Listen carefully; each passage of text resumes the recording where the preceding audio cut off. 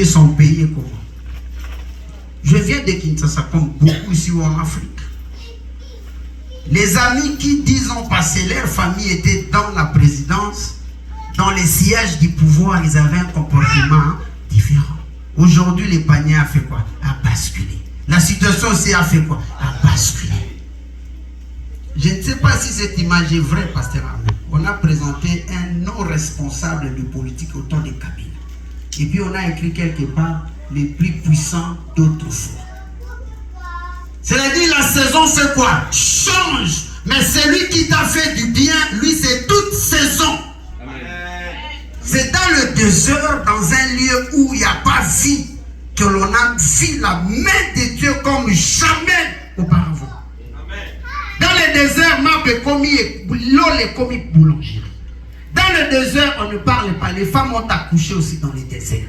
Où était la maternité? Notre Dieu, c'est un pourvoyeur. Dans le désert, la Bible dit tous ceux qui ont été mordus, tous ceux qui ont été mordus, piqués par le serpent. Le venin était dans leur corps, mais le problème c'était de faire quoi? De regarder le serpent de rein.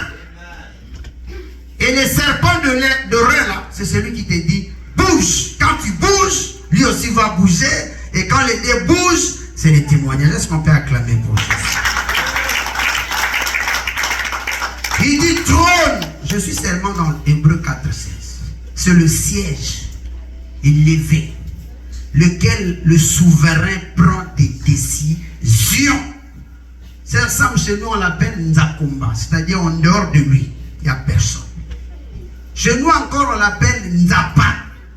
C'est-à-dire, si lui dit yes, personne d'autre peut changer. Chez nous, on l'appelle celui qui fait le chemin là où il n'y en a pas. Alors, je doute fort que tu as été déjà sauvé par Jésus et que les liens de la malédiction soient derrière vous. Non. Les ennemis seront là. Nombreux même. Mais la différence, le prophète a marqué le dimanche passé, ils viendront sur un seul chemin. Et qu'est-ce qui va s'en suivre? 7 chemins, ils vont repartir. Des bandades totales. Il dit, approchez-vous donc avec assurance du trône de la grâce. Dans le trône, c'est ce qui symbolise la suprématie du roi. Il paraît qu'aux États-Unis, il y avait un homme qui a été